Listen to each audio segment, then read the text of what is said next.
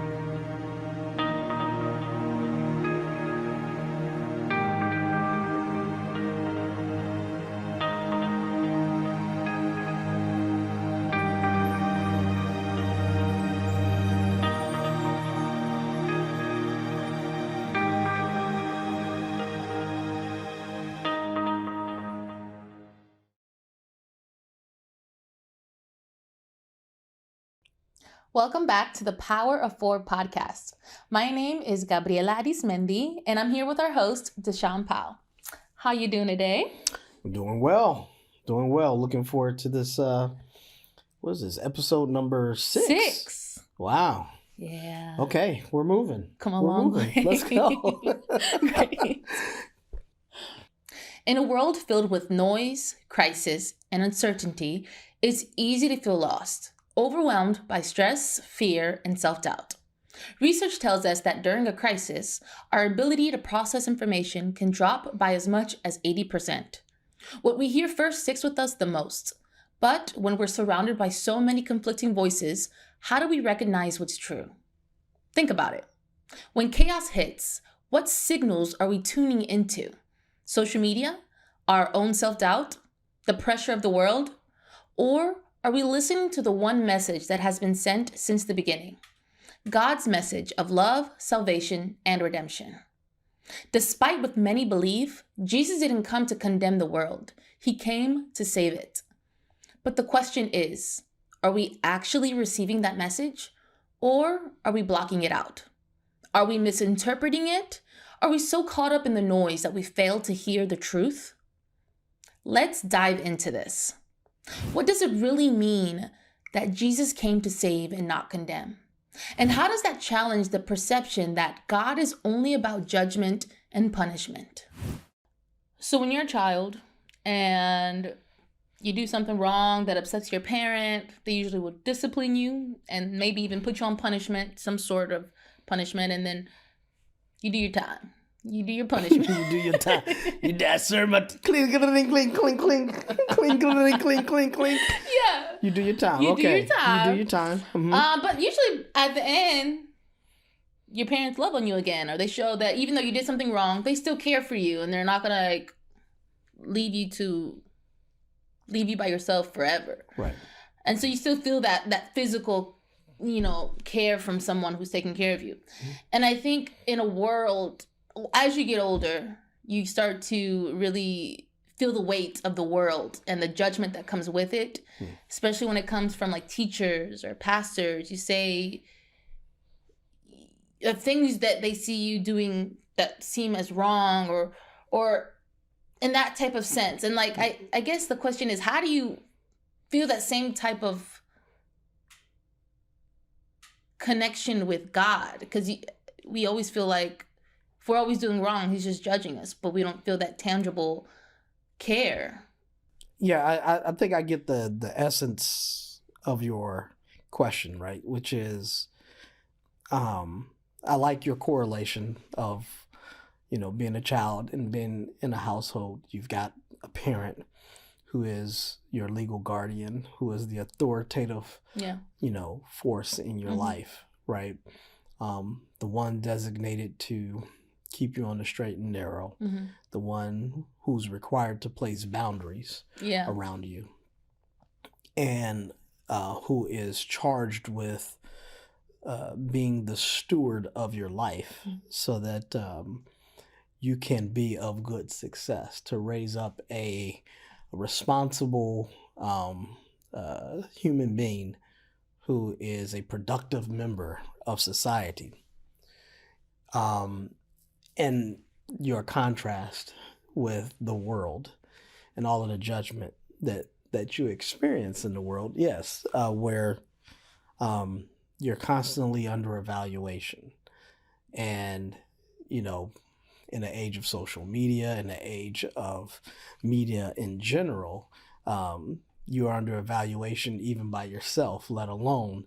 And the evaluation is the evaluation of comparison, right? And the comparison is an indictment, if you will, against you, because the world has portrayed things such that they say if you're not this, then you're not that. And you will find yourself subjected to judgment when you're comparing yourself to what you see the world saying is the standard, right? And so then, yes, it doesn't help if all of that you get from the world, and then in the kingdom, there's more judgment where essentially you're going to hell. If you do X, Y, and Z, that is your destination. Yeah.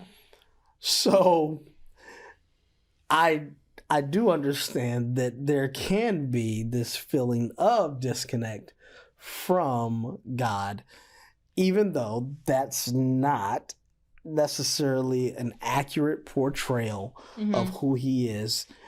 Unfortunately, if the means by which we obtain most of our information about God comes from man, and man articulates God in that light, then it will give the sense that God is nothing more than a judge with a hammer or a gavel that's coming to render a sentence. If we treated this gospel more in the sense of a means by which we're able to triage you, and by triage that means just to assess your state and to say this is the care that you're going to need, to overcome.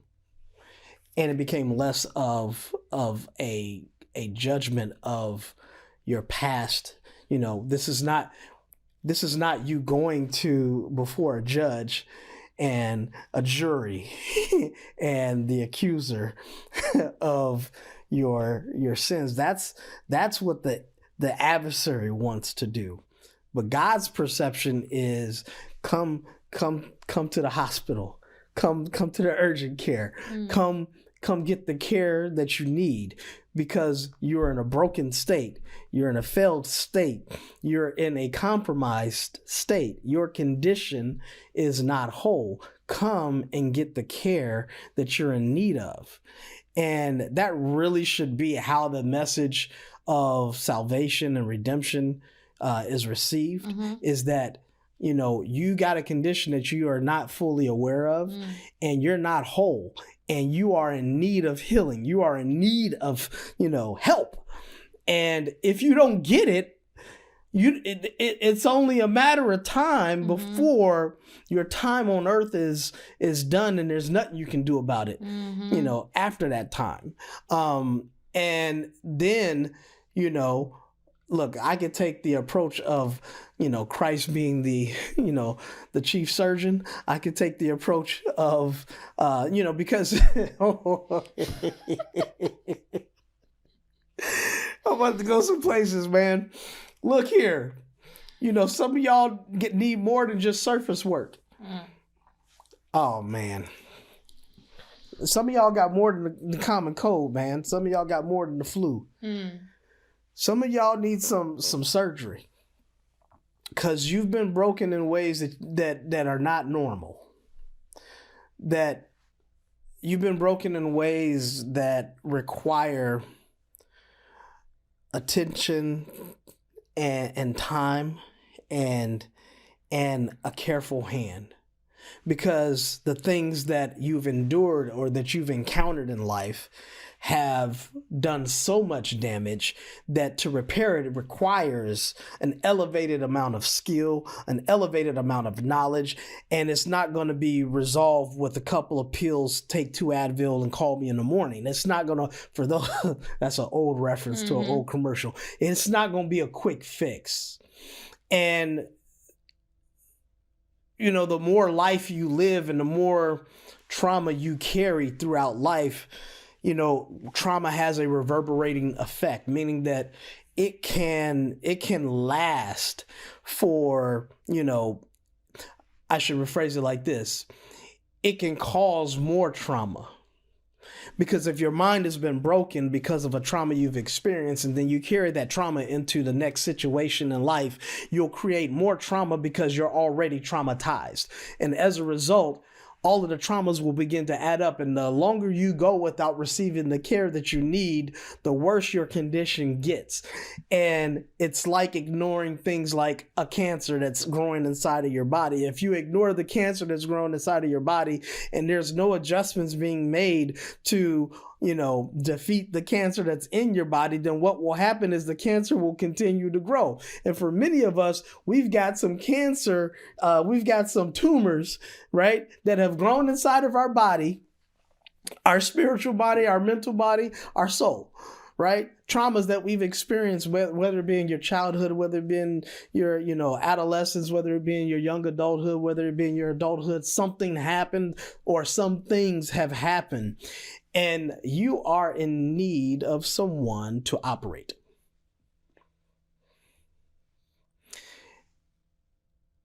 And we should be looking at God as that surgeon. We should be looking at Christ as that one who can bring us into the room and can surgically repair those broken spaces within us. And all too often, we don't get to see that side, probably because of how it's portrayed. And so we don't get to see the love side. And the reason why we don't get to see the love side is because people are focused too much on our symptoms and our diagnosis. So if I pointed to you and said, cancer, cancer, cancer, you got cancer, cancer, cancer, right? If that was my thing, who wants to hear that? That's not a fixing of my problem. That's just a regurgitation or repeating of the problem that I have. But if you said to me, you know, there's a way that we can fix that issue that's going on in your life. Like there's a way that situation can be reversed, right? Mm-hmm. You don't have to live like that. It's not that it's not being said. It's probably just not being said enough in enough places. People will use this gospel sometimes as a means to beat you into submission when the desire that God has is that you will be compelled. And that compelling is a very interesting term, because by compelling, it means that you've been convinced, which means that on your own, you've changed your mind. And for anybody who's lived long enough, changing people's minds is not something that you can do, nor is it something that's done easily, right? And what you realize is that you can't change people, right? They have to be desiring to make a change. And in order for them to make that change, they have to be convinced that there's a change that they need to make. And if they're not convinced that there's a change that they need to make, then they won't make the change. And so you can't change them. And the only thing you can do is provide the evidence that compels them to believe that they need to make a change. And in doing so, they will have given themselves over. And by giving themselves over, then they can actually go through the reparation process or the repair process, right? Mm-hmm. Because they're doing it willingly. You know, when you go into a hospital, they've got this thing called consent. Mm-hmm. You have to consent to the thing that is about to be done to you to try to repair you. Mm-hmm. Mm. I can't help you get to the kingdom, into the kingdom, or, you know, I can't help you obtain salvation without your consent. And if I try to force it on you, that's not consent. That's what they call forced attrition. And I don't want to force you into the kingdom. I want you to desire the kingdom, which means that I have to compel you to come. And in compelling you to come, it's not me making you come, it's you choosing to come. Mm-hmm.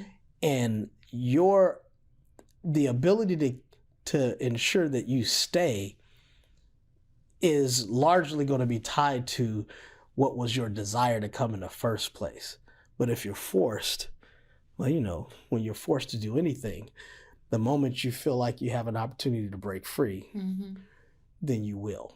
So in many respects, kids feel like they're forced to come to church. Mm. They feel like they're forced to participate, you know, in service, right? And they don't feel like it's a choice. And as a result, when they become adults, they may or may not stick with it, depending on how they received it at the time. If it was an option versus it was a requirement, right? Mm-hmm. And that dynamic plays true even as adults. Yeah.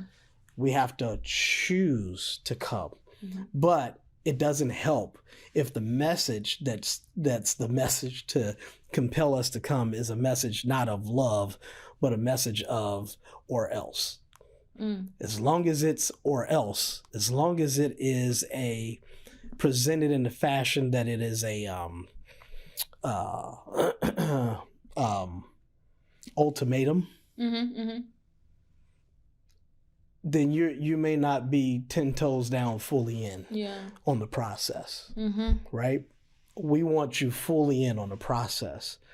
And to get you fully in on the process, my job is to compel you to come, not to force you to come.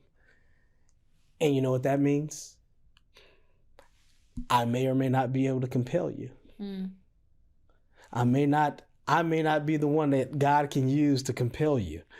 to come. I may not have the words, I may not have the connection, I may not have the insight to be the living example of what you need to be convinced that you need to maybe move in this direction. But I can pray that somebody else is, if I'm not the one. But if I approach this thing from the standpoint, you must come. I mean, it certainly would be beneficial to you for your eternal state, but at the end of the day, it's still a choice. And most choices are upheld when they're made, not under duress, but in a sober state where they're not being forced, and it's a willingness, a willing choice that's made. Mm-hmm. So, yeah, that's my limited thoughts on the context of the child love, how it's expressed when you're with someone tangible, and how I think ultimately it's not properly communicated, or at least in an incomplete way, when people are dealing with believers in the kingdom and trying to walk this journey out and understanding God. Yeah. So I just think about myself, like, even though I was I'm not gonna say dragged to church, but my mama, it wasn't an option, you know what I mean? It was, right. I willingly went though, like I wanted to go, but because I started my faith journey I would consider it, I didn't grow up in the church, so right. So when I would go in like very eager to learn, but I wouldn't understand some of the things. So then I'd like check out because I'm like, well, I don't get it. And like they get it and I'm not understanding. So it would kind of let me down in a way. But it's like that voluntary, you're going into it voluntarily. As I got older, I was like, no, I want to learn more on my own. So I had that sort of you didn't use voluntary word. No, that's a very good word. Yeah. But compelled. Yeah. And willing. Yeah. The willingness to learn on my own. So, and so I now that I'm growing in my faith with God and like to learn more, there's this feeling of, which I'm sure many people feel as well, like a sense of almost, instead of like, when you surrender, you get a feeling of almost losing instead of gaining something at times. And the first thing that comes to mind right now is certain artists that I have always, I'm a creative, like I'm a dancer. This is what I listen to music all the time. So like certain artists, there's still one I can't fully come to grips with letting go. But I'm not gonna speculate on who that is. I think I got a sense. There's enough of them flying around. Exactly. But yeah, there's almost a sense of like, like I'm almost there, but there's a sense of like I feel still like I can't do certain things because I feel like I'm losing out on the version that I've lived instead of gaining and something greater. And so, yeah. Well, I mean, I think that's the struggle, right? Yeah. Because you haven't been convinced yet. Completely. Completely, yeah. Right? Yeah. But that's okay. Because your salvation is not complete. Yeah. Right? It's still in the making. So contrary to popular belief, when you give your life over to Christ, if you're not dead in that moment, it has not ended. So for those who would take on the mindset that once in, always in, that's not the case. I can take you to 1 John chapter 1 and chapter 2, which deals with those who have come into the fold of the faith. And then John talks about in chapter 2 of 1 John about the Antichrist and what they are.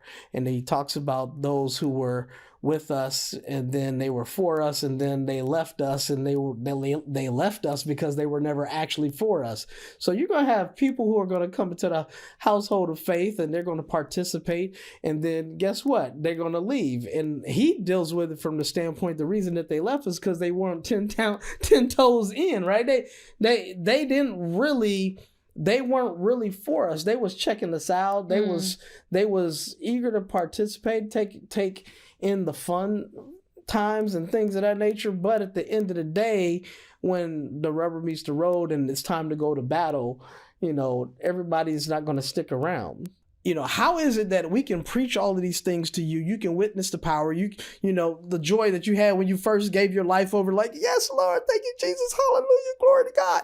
And then you start to see God move into your life, but then you want things and you desire things. And because those things ain't coming fast enough, now this thing ain't working for me, because you came in with the mindset to obtain something, to get something out, and you never gave yourself fully to it. And so as a result, when things don't come the way you expect them to, and when things don't manifest the way you think they should, and when they don't, things don't seem to happen on your timing, then what happens is you start to slip away, you fall back. And he's like, what are we supposed to do with you? If you've witnessed the power of God and then you come back, do we preach the gospel to you as if it were the first time? Mm-hmm. You've already heard it.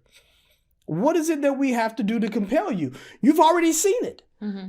You've already witnessed the power of God. You witnessed him move on different people's lives. You've witnessed him move on your life. But yet you still fell away. Mm-hmm. And now you coming back. You crucify Christ afresh. You crucify him a second time. Right? Mm. And it's like, what sense does that even make? We can't preach to you a second time as though it were the first time. Get your head right. Mm-hmm. I mean, that's literally what it's like. Stop the nonsense. Mm-hmm. Get your head right. Make a decision. Are you going to be for the kingdom, or are you going to be against? Right? And the reality is that the process of choosing God, the process of adopting his word and his commandments and applying them to your life, this is the significance of the term, the journey, right? Mm-hmm.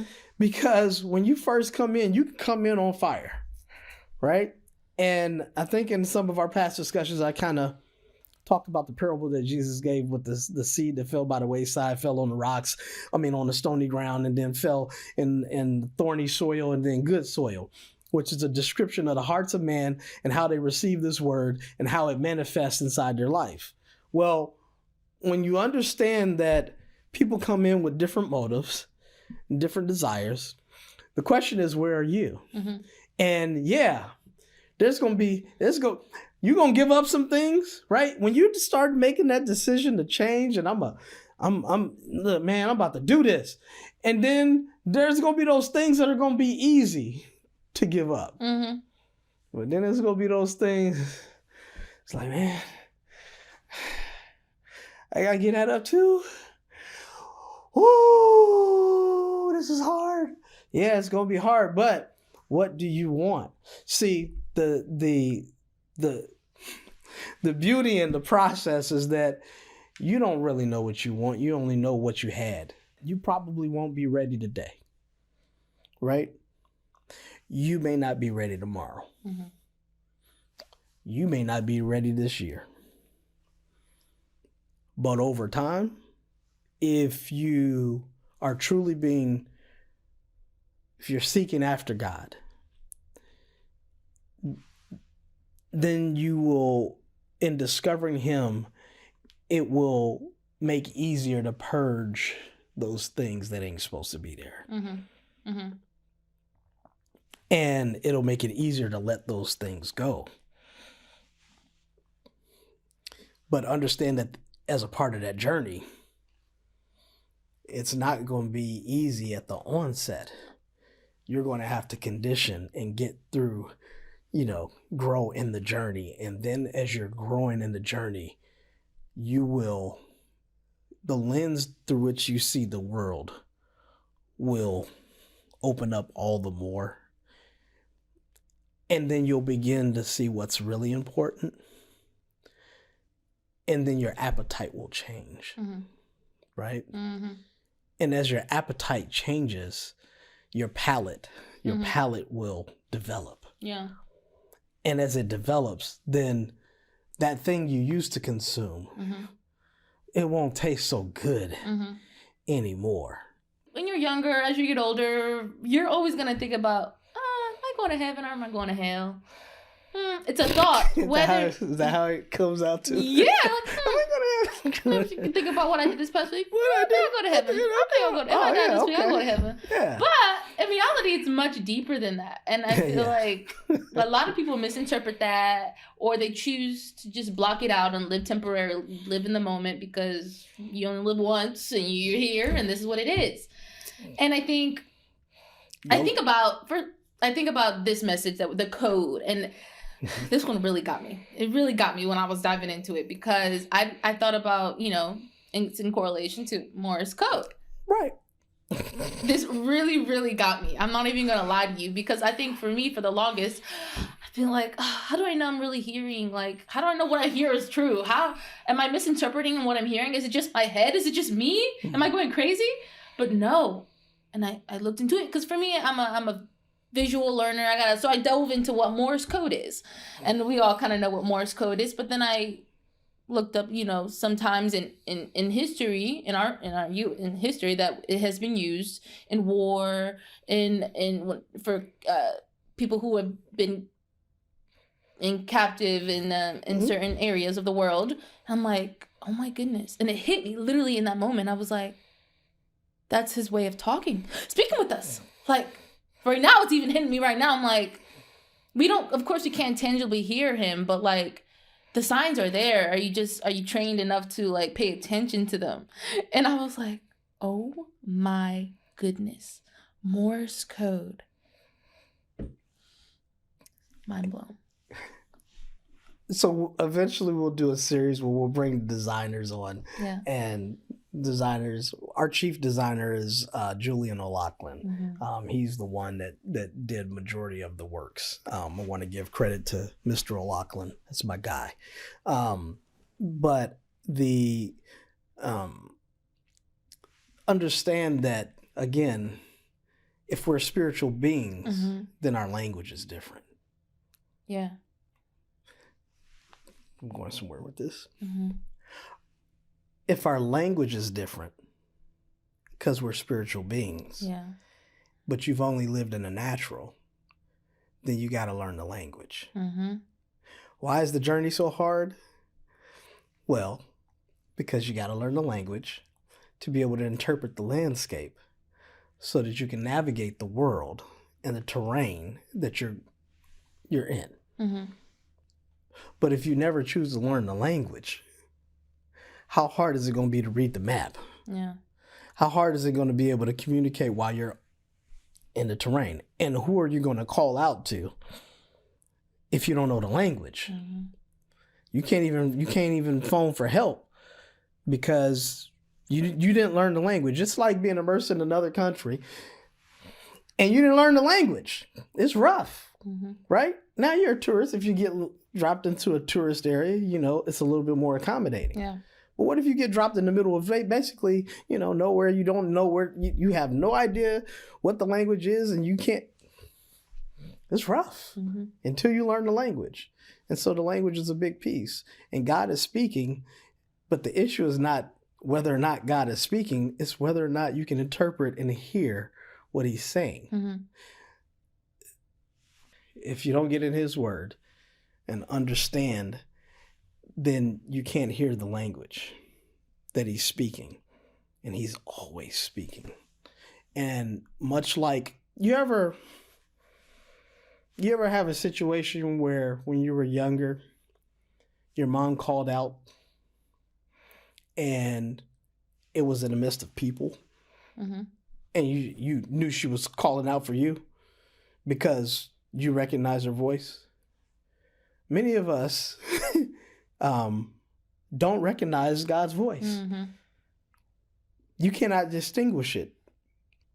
Man, you got to learn God's voice.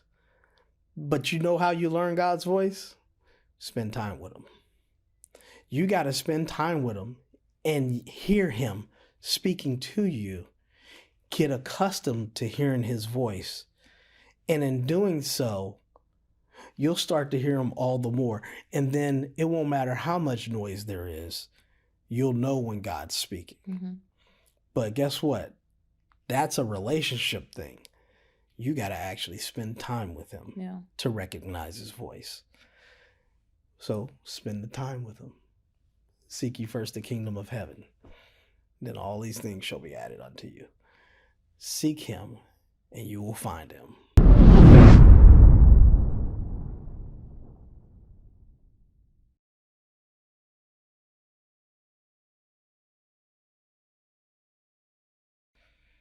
In our last segment, we talked about tuning into God's signal amid the noise, how Jesus didn't come to condemn, but to save. We asked the question, are we truly hearing his message, or are we blocking it out? But let's take it one step further. Even when we do hear God's voice, why do we resist stepping into the light? Why do we hold back? Psychologists call this cognitive dissonance, that uncomfortable tension we feel when something challenges our beliefs, habits, or way of life. We crave stability, and any disruption, whether from conviction, truth, or change, can trigger resistance, anxiety, and fear. So instead of stepping into transformation, we cling to what feels familiar. We wear masks to hide our struggles. We justify our sins because they provide a false sense of comfort and control. We say we trust God, yet we hesitate to surrender fully, as if letting go means losing ourselves rather than gaining something greater. Let's talk about it. Why is it easier to wear a mask than to be vulnerable, even in front of God? I think back at a time when I actually started to feel that feeling of I didn't want to be vulnerable in front of my peers and in front of others because I thought it made me look weak. And something as simple as the most simplest thing, and asking a question in class because I didn't want to sound, oh no, that sounds dumb. I'm going to sound like I don't know what I'm talking about. And it's like, no, because somebody else probably has the same question. And it's like something so simple, but it started at that age. And then little by little, I started having that feeling in other things that I started doing. So instead of showing being vulnerable, just like being your true self, which people always want to see, but then you just keep it to yourself and you look like everybody else. Everybody looks like the same. You know, that's interesting. Because what you're speaking to is our conditioning. Another term that I use all too often. And it's built within even your description, right? You know, when you're really young, you know, kindergarten or preschool, kindergarten, first grade, there's, you know, they want you to let your light shine. Yeah. Right? Let your voice be heard. And then at some point, there's a crossover to where that message of letting your light shine, letting your voice be heard has now become, well, that was stupid. And it's your introduction to judgment. It's the introduction to perception. Yeah. Right? And then you start monitoring what you say, what you do, measuring what you say, what you do based on the perceptions of others. And not everyone has been taught to have a level of confidence so that there was no care that they gave to what anybody thought. Right? But there are those who exist because clearly there are those who exhibit that level of confidence where they can care less. Who knows what, whether they make sense or not when they speak. When you've been conditioned to, you know, keep your voice quiet because it's been reinforced by so many other folks, right? You know, this is an interesting topic. So one of the things that we as teachers have, right? And that's whether you're a teacher in ministry, whether you're a teacher in, you know, academia. it's one thing when your peers respond a certain way, make you feel a certain way, but teachers have the power to empower. Yeah. Right?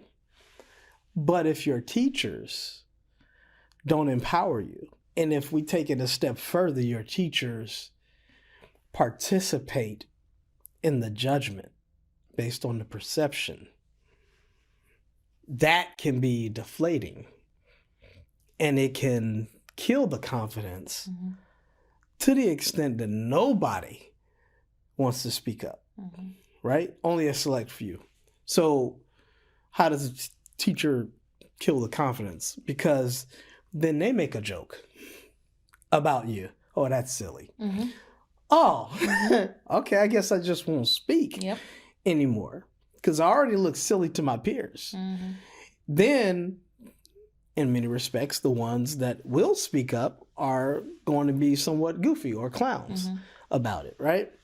But it's not like that manifests itself in all places, right? But it does. That whole peer influence, peer perception, and just the perception of the world, we become conditioned with that, and that it can be a stumbling block to, and an impediment to us actually speaking and really revealing truly who we are. So we just kind of hide it. And when you've been taught to hide what you're really thinking, what you really feel, the byproduct of that is that you're not really ever vulnerable. And your vulnerability is going to be limited to the people that never passed judgment when you did showcase who you are. Some kids won't reveal themselves to their parents because of the judgment that'll come, or because of the ridicule that'll come. And this is why people will only share things with people that they get the feeling that judgment won't be passed. But what if you don't have anybody that you feel like judgment won't be passed? Well, then you don't say anything. You keep it all locked in. And that naturally carries over into, the faith.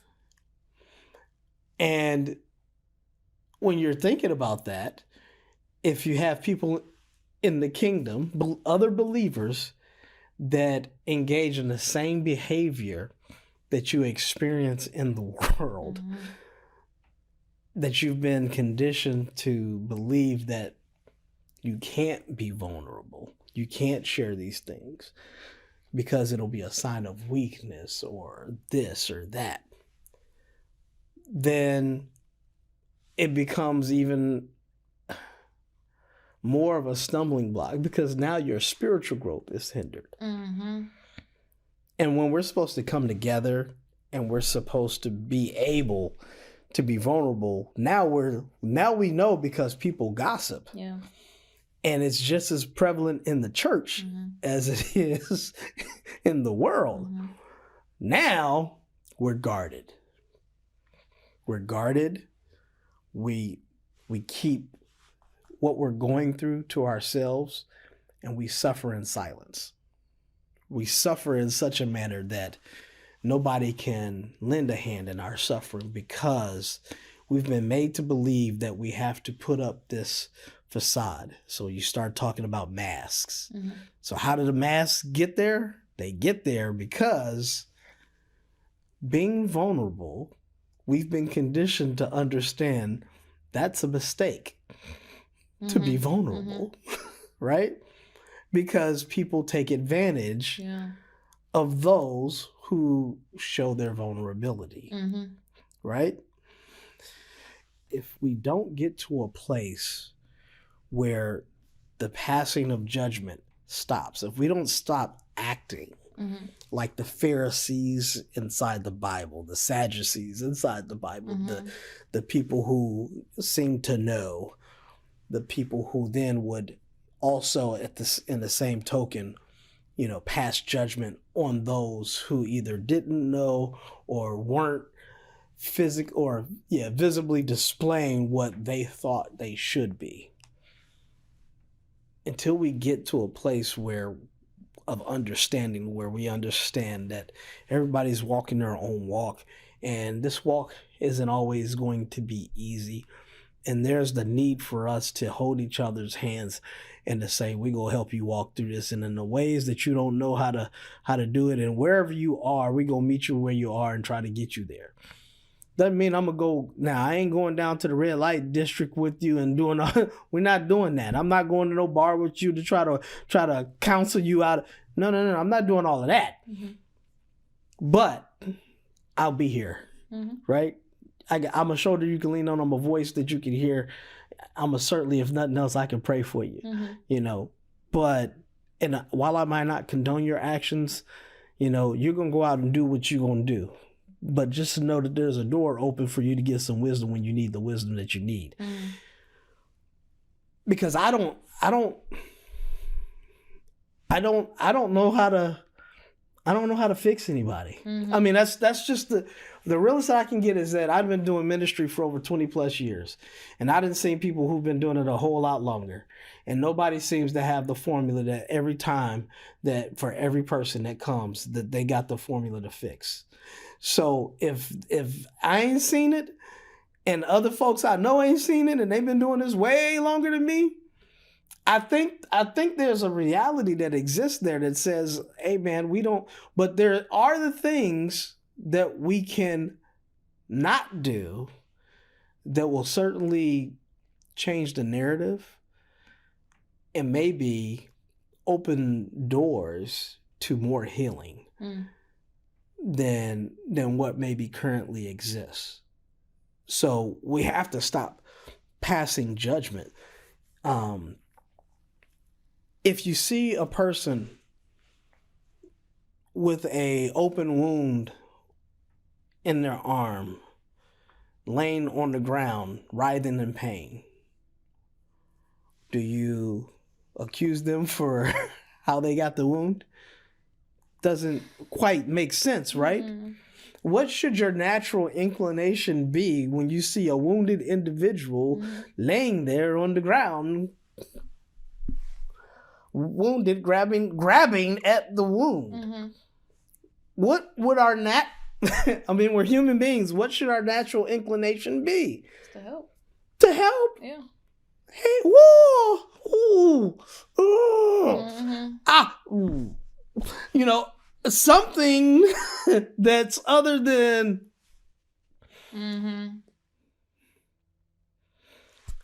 you're wounded, man.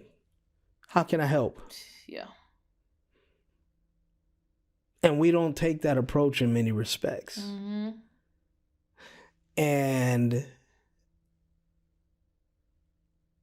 it's a reason why our witness is hindered. Because everything, I don't want to say everything. There are many who are self-righteous, so self-righteous that their natural inclination is to levy insults, levy, judgment, and to, to the extent they say your final destination is this, right? You're going to hell. When really our purpose is to stand in the gap and to be, aids to those who are the suffering.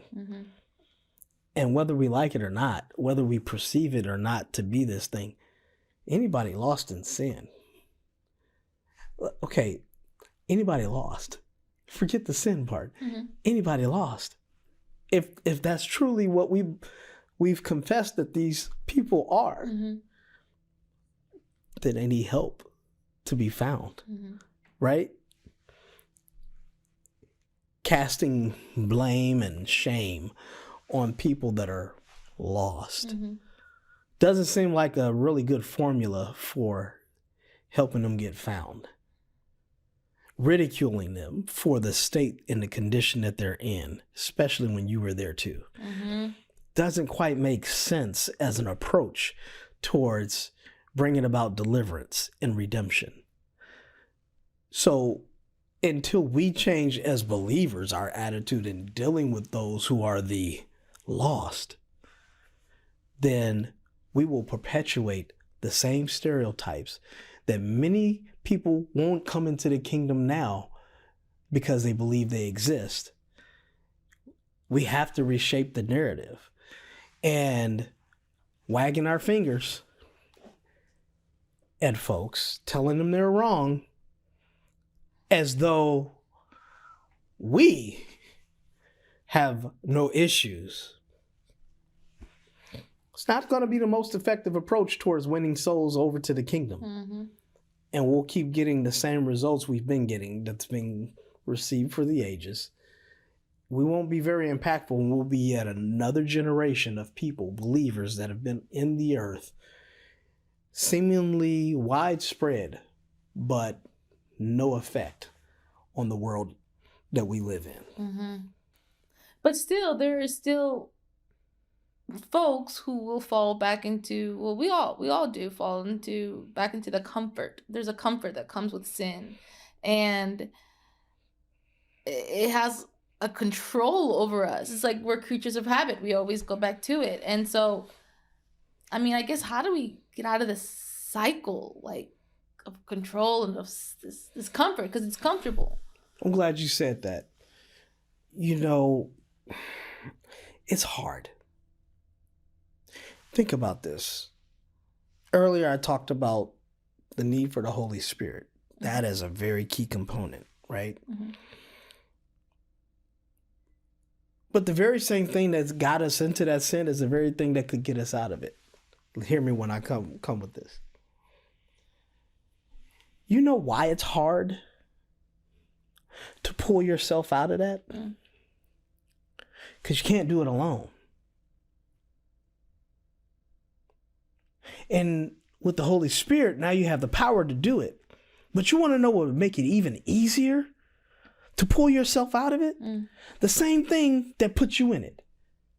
If your peers were doing it with you, if your elders were doing it before you and modeling it so that you had an example to follow to actually do what it is that you need to do.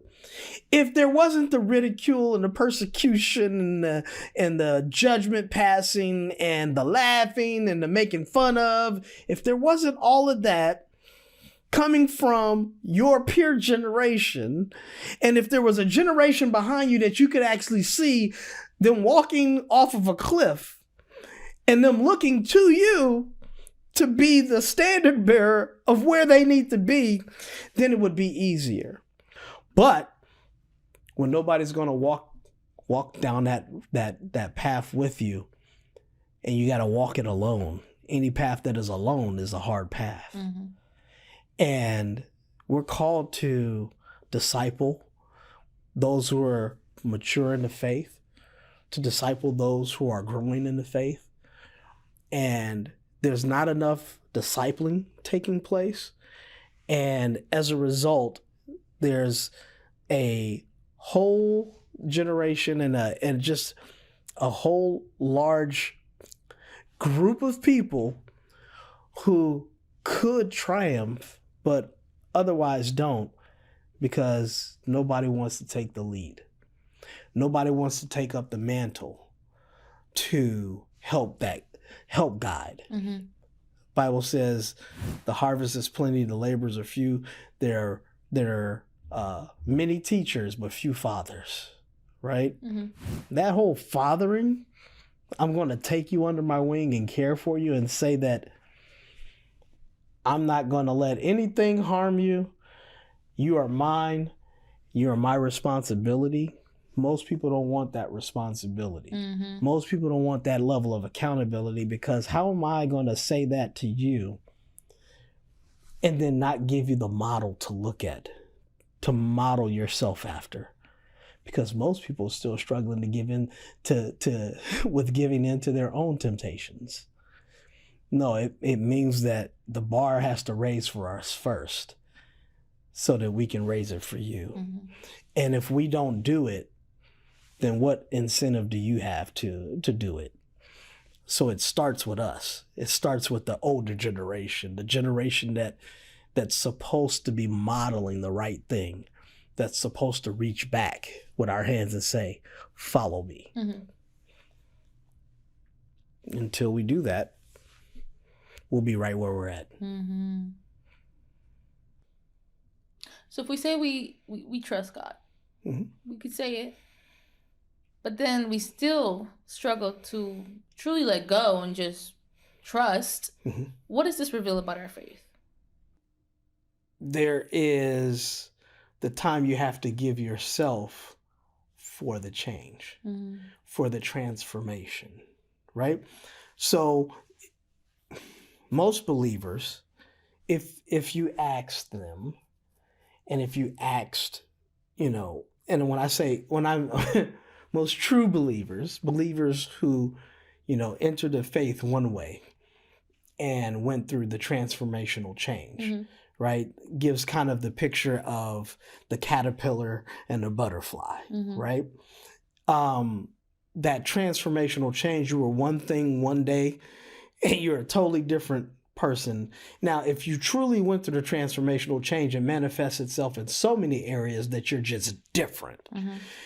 And the people that knew you before will be able to testify to the difference that exists.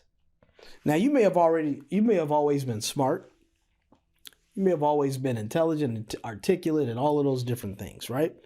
But your conversation would have been different. Your decisions, your interests, all of those things change. That you go through this whole transformational process, such that how you looked yesteryear is different than how you look today. So I'll use myself as an example.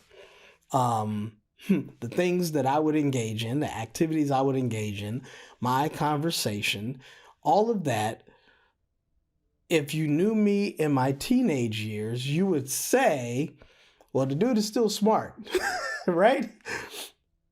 But that dude is different. That's not the dude. Because then folks start doing things like telling stories about Mm-hmm. the you that you used to be. And those stories, to the person who knows you today, they'd be like, no way, not Mm-hmm. that dude. Mm-hmm. Like, no, yeah, you don't know like I do. Like, no, you actually knew the old me. Mm-hmm. They got to know the mature me, Yeah.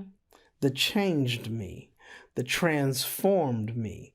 And as a result, I look like a foreigner to anybody who knew me before. And the description of me from before would seem foreign to anybody who knew me now. Yeah. Right? Mm-hmm. And so why is that important? Because if you're beating yourself up about, or if you are essentially questioning a person's faith by what they currently, are demonstrating, I would tell you that you got to give people the opportunity to change. You got to give them the time to change. And you know what would make that easier is talking to the person that's discipling them. Mm-hmm. If somebody is discipling someone and they're up close and personal, they can testify to the change that a person is going through. Yeah. But because you don't have that, you don't have really any indication. And so the product is being made, but you don't know what the finished product looks like. You won't know until, you see the finished product. But my thing to you is, while you're so busy focusing on them, what are you doing? Mm-hmm. What does the change you look like? Have you arrived? Have you fully gotten to the place that you need to be? Why are we so consumed with worried about what everybody else is in their faith walk as opposed to ourselves? So there's an element of mind your business to it, but then there's also an element of, we do have to evaluate and assess, because we are in this kind of battle together. Mm-hmm. So the point where it becomes relevant is to when there's the need to insert people in roles and positions within the servitude of the faith. Mm-hmm. It's where it becomes needful to understand, where a person stands, so that you're not putting people in places that they don't belong, because that's not where they're at. But at the same time, from an institutional standpoint, you have to have mechanisms in place to ensure that you have some idea of where people are at. And I use discipleship because it is the closest thing that we have to a mechanism of insight, of understanding people's growth. Mm-hmm.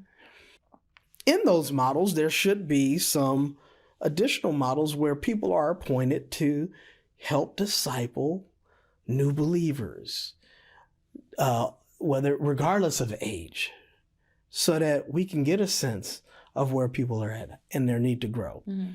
And then we would have a better handle on, our ability to put people in certain roles and positions and help them grow even more in the faith through service, and not overwhelm, a handful of people that are called upon to execute every task for, the church. Yeah. Then we could do some greater things Mm-hmm. in the world, right? But it's not the model that's commonly employed. And to circle back to the question at hand, the judgment of people, like, you gotta expect that people coming in who are sinners, just like you were, they're gonna go through some growing pains. It's not gonna happen overnight. And what better way to get them on track than to get them plugged in and get them going? Like, it's supposed to be that way. Mm-hmm. We're supposed to have some Peters and some Doubting Thomases. We're supposed to have all of these folks as a part of our cast of members who, they're going to struggle with trying to operate in the faith. We pray we don't get no Judases, but they occasionally go show up. And you know what? We got to deal with it. If Jesus had to deal with it, we got to deal with it. And can it be dealt with? Surely it can. Mm-hmm. But it starts at the top and trickles down. So what are you doing at the top to ensure that the trickle down is in line with the will, purpose, and plan of God, so that you can be effective and have an impact, the impact that you want to have? If you have not put in the appropriate governance to ensure growth, then you'll be left with people passing judgment in your churches. You'll be left with people out in the community in their own spaces, disconnected from the world. And what do I mean by that? You in your workplace, but I'm a believer, but I can't be associated or come around you because I can't witness, which is what I'm supposed to be doing, because of your life and how you live and how you carry yourself. When I'm supposed to be a beacon of light, I'm supposed to be a sounding board for wisdom. I can't be those things because I've been convinced to believe to stick to my clique, to stay with my crew. I only associate with other fellow believers. Mm-hmm. Okay. I mean, I ain't saying you got to be best friends, but we are called to have an influence in every area that we're in. So you can't, if we're ever going to grow this thing, we can't grow it by passing judgment on those who, the extent of our belief of their faith walk is what the finished product. Well, finished product always takes time. Do you throw out muffins in the middle of them baking? I had a muffin today. I had a blueberry muffin. It was very tasty. I made it. And I'd imagine that muffin would not have been as good if I didn't let it fully bake. Now, imperfection is not a cause to discard. Right? Mm-hmm. So, since none of us are perfect, that would seem like an obvious rule to not discard anyone because none of us are actually perfect. Mm-hmm. But certainly in the middle of the process, it doesn't make sense to discard or dismiss or to relegate somebody as being unuseful simply because they're not done yet. We have this saying, God's not done with me yet. Yeah. Well, we say that. We should practice it too. Mm-hmm. That, guess what? God's working on a lot of folks, and folks are at a lot of various stages. And guess what? You got to give people grace. And you can't withhold them from... No, you can't put them over certain things. You can't put them over everything. Got to use some wisdom. Mm-hmm. But at the same time, give people the opportunity to grow. But more importantly, provide the means by which they can grow. Yeah. Give them the models that they need to help get there. Mm-hmm. That's tough duty. And the reason why it's tough duty because it places so much more responsibility on us as leaders, on us as accountability partners, on us as disciplers, to make sure we are upholding the standard first before impressing it upon those who are trying to get there to hold the same standard. Mm-hmm. So.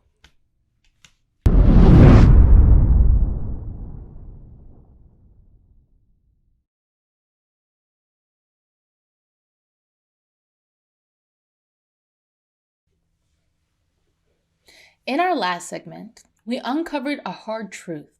Many of us resist stepping into the light, not because we don't hear God's message, but because we fear what it will expose. We wear masks to protect ourselves. We hold on to control, and we struggle with the idea of surrender. But here's the thing. Once we step into the light, the journey doesn't end there. Living in the light isn't just a moment of transformation. It's a lifestyle. It's a daily choice to stay connected to God's truth, to reflect His love, and to continue the work of faith. But here's where many struggle. Research shows that while 94% of church leaders disciple others, only 60% are being discipled themselves. We talk about faith, but are we continuing to grow in it? Even more, 56% of Christians consider their faith to be entirely private, missing out on the power of community and accountability. The reality is, transformation in Christ is not meant to be a one-time decision or a solitary walk. It's a lifelong commitment to being a light in the world. So let's discuss, what does it mean to be a light in the dark world? And how do we reflect Christ? So what first comes to mind for me is a video that actually popped up on my feed. And it was of these two musicians who were just propped up on the sidewalk. Okay. And they were like playing some worship music and they were singing whatever Nice. they're doing. The video didn't last long because not long after there was a group of guys who came and started harassing them, screaming at them, and just like saying all type of things that were very disrespectful. But in spite of that, the two musicians stayed calm. They said, "We'll pray for you." And that made them even more angry. Mm-hmm. And I feel like this video was so much more than a video. It literally shows the world we live in, like light versus dark. And like, whether they know it or not, the light was for sure overpowering the darkness that was coming from these men who were harassing them. This kind of goes back to what I talked about in a previous episode. In the workplace, you may have many antagonists. Mm-hmm. And when you don't respond the way that they expect you to respond, when they're trying to get a rise out of you or provoke you to react a certain way, and you don't feed into what they expect. We have to, man, we've covered so much. We have to understand that, as we've stated before, the weapons of our warfare are not carnal but mighty to the pulling down of strong. We have to understand that if we respond the way the world wants us to respond, we probably won't get much because the damage will have already been done. Right? Mm-hmm. Like, understand what the provocation is for. It's to undermine the very institution that you're promoting, right? It's to be able to reinforce their messaging of, see, I told you so. They're no different. Mm-hmm. And you got to understand that many people don't even want that.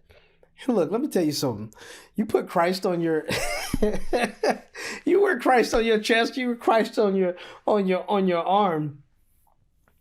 You're gonna get, some different, reactions from people, and a lot of people don't want that Responsibility. Yeah, they don't want that responsibility. They don't want that mantle, right? They don't want to shoulder, that burden, if you will, that comes with, in this world, professing the name of Christ. So people are perfectly fine with talking about God. Nobody has a problem talking about it. It's when you mention Christ. And you want to know why it's a problem when you mention Christ? Because it rings different. There's like judgment, condemnation, love, glory, sacrifice, all of that stuff rolled into the name of Christ. And it's the name that's above all names that actually means something, right? And what it represents. And it's a polarizing name. And it will evoke out of people things that they might not have even known as present. I think that's kind of what you were hinting towards. You're not even sure if they knew, what they were doing, right? They could have just been at the moment in their mind just harassing, some folks, and then took it to a whole nother level because maybe the lack of response irritated them further, and they were left to their impulses. And their impulses may not have necessarily been what they would have rationally done, but it's an impulse for a reason. And so you don't even know how evil you are sometimes until you're put into the right situations. And furthermore, giving into evil, sure, in that particular moment, I don't know how that could have escalated, right? You took my instrument, I pray the Lord, don't stick me in those situations. I'm not sure how I'll respond in those moments, right? But the young men, I'm sure, went into it with an intent and with an understanding that this could happen. And you know what they probably went in? A prepared response for it. Yeah. Right? And by going in with a prepared response shows their intentionality. Yeah. Because they knew that if such took place, we're just going to say, we'll pray for you. Right? And that same intentionality we have to have, and we have to, put on the whole armor when we go out into the world. And we have to be intentional to understand that we may encounter some forces that are opposite of us when we get out here.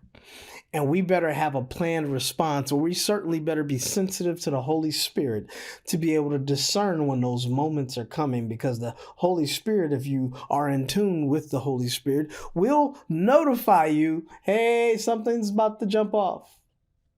But it's okay. Mm-hmm. Now, in the moment, calm you down, relax you, fully prepared for the moment. And had I not had similar encounters, I probably would not be able to speak or testify to it. But I do understand, especially when it comes to doing things, what we call street ministry, right? When you're purposely going out with the intent to have influence for the purposes of the kingdom, you do so with a level of intentionality to ensure that you deliver the appropriate response to whatever the actions may be, so as to not bring low the name of God and the kingdom that you represent by your actions. Protesters do the same thing. They go through extensive, the best ones, the groups that put together protests. There's a series of preparation that you have to go through, and education, and making sure that people understand, this is how you're going to respond. This is a peaceful protest. Don't do X, don't do Y, don't do Z. Because there has to be an understanding that when you're going on the front lines, if you will, to engage with the adversary, you're probably going to get a reaction from the adversary. And when you don't respond the way the adversary wants you to respond, that's part of winning this battle. And the battle may not have been won with the individuals that were exacting, whatever, damage they were trying to exact on them. But it was certainly, as you stated, powerful for anybody who was an onlooker. And it sent a message. And in many respects, they did them a great service, because now that message goes out. And I don't know how many messages have to go out into the world before people latch on and finally catch a clue. I don't know how many episodes it's going to take to get enough of the word out to where it resonates and people are inspired to do otherwise. I don't know any of those things. But much like those young men who were probably out there saying, this is what we can do with our witness. I know how to play an instrument. You know how to play an instrument. Let's go out there and do our thing. Here I am with the resources that I have and saying, hey, let me go ahead and do what I can to contribute, right? And that is us all coming together, fighting the good fight of faith for the purpose of the kingdom, to win over the hearts, minds, and souls of those who may be the lost, to give them a different look than maybe they've been getting, maybe to spark and start a different conversation, a more positive, more productive conversation than what has been had. What we're talking about here today, the forces of good and evil, the things that cause you to put up masks, and the inability to be vulnerable, the lack of discipleship, the realities that we're faced with that hinder our ability to walk out this faith completely. All of these things are the things that people deal with on a regular basis, and certainly are the conflicts that manifest themselves in the minds and the hearts of those who want to believe, who want to walk this thing out, but who are otherwise held back because there's no compelling model that's being modeled for them to help move them forward in the faith. All of these things collectively we do for the purposes of advancing the kingdom, and none of us own the rights or has a stranglehold on moving this forward. There's like 8 billion people in the earth.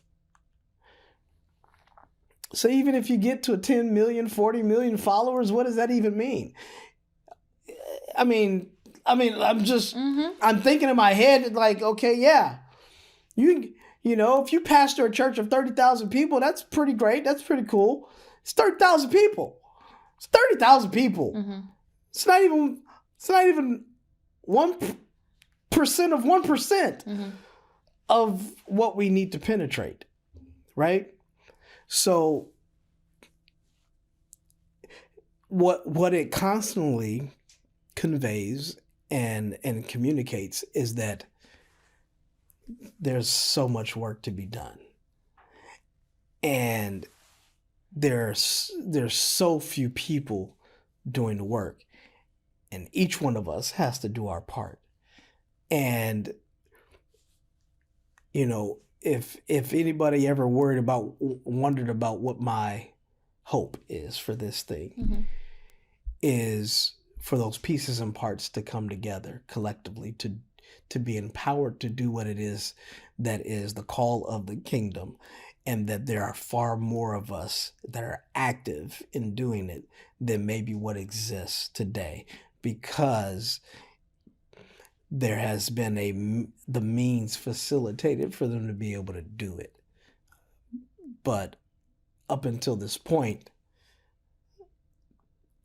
access may have been lacking, and there's a need for us to extend access. And I don't mean in a sense of having access to a Bible or access to a church. There's more churches. There's like, I can't remember, some ridiculous number. 380,000. 380,000 churches compared to what, 30,000 or so McDonald's chains. Yeah. I mean, so there's far more churches, right? Not always saying the same thing. So I believe that each one of us has to do our part where we are, and make every effort to do so. And in doing so, maybe, just maybe we'll make a dent in this thing before time is up. Yeah. So there's a story about a man who came upon a cocoon, a butterfly cocoon, and he had seen the hole starting to, where the butterfly could come out, starting to open. So he had sat there, watched it for hours, and then all of a sudden the butterfly is almost stuck, it looks like. Can't come out anymore. Okay. And so what he does, he grabs some scissors, thinking he's helping the butterfly. He cuts the cocoon, the butterfly falls out, but the butterfly appears to be struggling even more now because it can't fly. And what he doesn't know is that the pressure of a butterfly, like at the very end of the cocoon, when the butterfly is about to come out, there's like pressure that goes into it, but the pressure is so that the fluids can be pushed into the butterfly's wing so that it is able to fly. Interesting. But yeah, but because he did that, now the butterfly wasn't able to fly for the rest of its life. And so that's tough. Go ahead, dog. Go ahead with what's your question? So my question is, it doesn't sound like it relates, but I know it does. What does it mean for Christ's light to enter someone's life, and how does it lead to lasting transformation? That's tough. That's tough. No, let's roll with that. That's good. So, and I think I kind of missed this on your last question, because I'm recalling you said something about reflecting Christ. So let me tackle that. Okay. And this particular question with the light of Christ entering our lives. Okay. And what was it? The light of Christ entering our life, and what else? How does it lead to lasting transformation? Lasting transformation. Well, it can lead to lasting transformation. So let me take this butterfly analogy, which I think is awesome. And I'm I'm certainly going to borrow that. Okay, please do. And use that in the future because I like that analogy, and I think it's really a perfect analogy. I use this term conditioning, and the conditioning. Paul said something in Corinthians. He said, I buffet my body. And understand why he said this. He said, I buffet my body because he has to prepare for this fight that he's going into, right? And the fight is the sharing of the gospel. And if you understand the nature of witnessing the gospel in his time, the nature of sharing the gospel to the Jews, that there's this Messiah who's a Jewish man, that has come, is blasphemy to many people within the Jewish community at that time. And so, mind you, this is also coming from a guy who used to burn people. He was burning people in the church, just burning church, not church in the modern sense of how we understand it, but he's like, kill them, kill them all. So there's this reality that people were like kind of afraid of Paul. But he makes this statement, this is after he's converted and everything, obviously. And he talks about, how he buffets his body. And it gives you the understanding that there's like this preparation that we have to go through. And that we have to be physically fit, right? To endure what it is that we're about to enter into. And this apostle would go into cities and would be stoned, beaten, whipped, everything done to him to try to kill him, right? And you can't just go through those different, things and not be physically and mentally prepared for it. And I think about that cocoon analogy and what you said at the end, that it needed that final pressure to push the fluid into the wings, so that the strength would be there to be able to fly and carry the butterfly. And that sometimes people want to shortcut the process because of the suffering that they assume a person is going through, and what they end up doing is handicapping the person in their growth.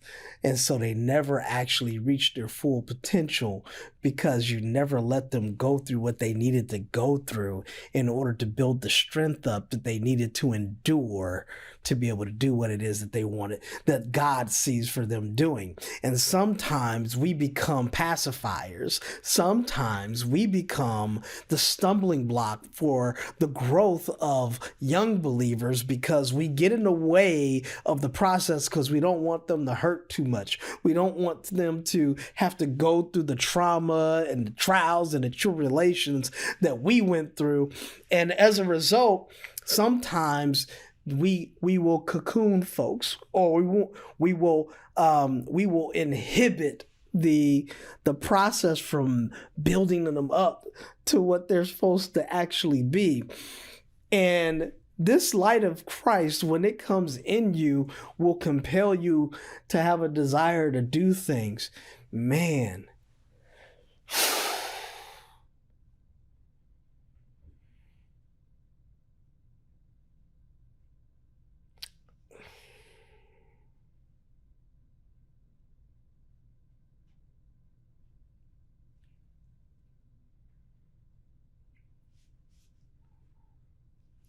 Depending on how big your desire is, your struggle will be even greater.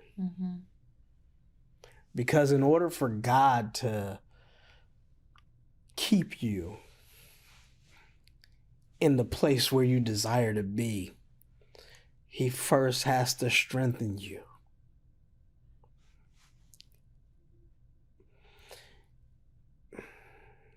And some of the things that you want, you don't know that you're not prepared for it. And God's going to have to take you through some things. You want to be great. I'm going to have to take you through some things. I'm going to have to show you some things. I'm going to have to let you experience hurt at a different level. I'm going to have to let you understand what it is to be in the wilderness. I'm going to have to let you understand what it is to feel alone. I'm going to have to let you understand what it is to be rejected.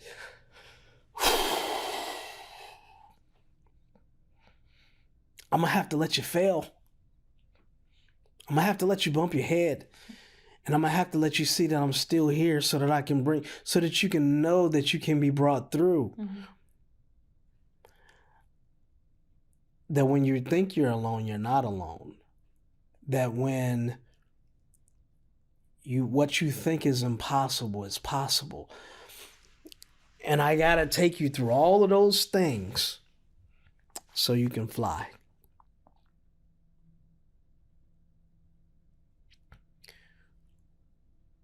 We got to stop pacifying and babyfying believers. It's the reason why they can't grow. It's the reason why they can't achieve what they're called to achieve. Because we coddle them. Mm-hmm. We make easy this thing. And it's not meant to be easy. It's not meant to be our version of hard. It's what's necessary. What fighter is conditioned to fight the fight unless he puts in the work? And part of putting in the work is enduring the pain of the work. And enduring the pain of the work, you can endure the pain of the fight. And hopefully you worked harder in practice than you did when you actually had to do the fight, because then the fight is easy. But if you didn't work as hard in the practice, you're not going to be prepared for the fight, and you're going to fall away. There's something to be said that when you take up this mantle, some folks are afraid of the pain of the work in preparation for the fight. Some folks just don't even want to participate because they don't want to be in the fight. Mm-hmm. But this is that good fight of faith that we're fighting. Otherwise, what are we doing? As we close out this episode, let's take a moment to reflect on what we've unpacked today. We've explored how God's message is always being sent, even in the midst of chaos. We've confronted the uncomfortable reality of why we resist the light and wrestle with surrender. And we've been challenged to walk in the truth, not just hearing God's voice, but responding to it with faith and action. But this isn't the end of the conversation. It's just the beginning. And we want to hear from you. What resonated with you in today's episode? What questions do you have? How has God been speaking to you in your own life? Drop a comment, share your thoughts, and let's keep this dialogue going. Your feedback will help shape future episodes as we continue this journey together. This is just the first of many. We'll be back every Saturday at 7 p.m. with new episodes diving deeper into faith, truth, and real conversations about God's Word. Next week, we're taking an even deeper look at the weight of sin and the power of Christ's forgiveness. We are all guilty, yet Jesus chose mercy over condemnation. What does that mean for us? How does his forgiveness challenge the way we extend grace to others? Join us as we break it all down. Thank you so much for joining us today. Until next time, stay faithful, take care, and God bless.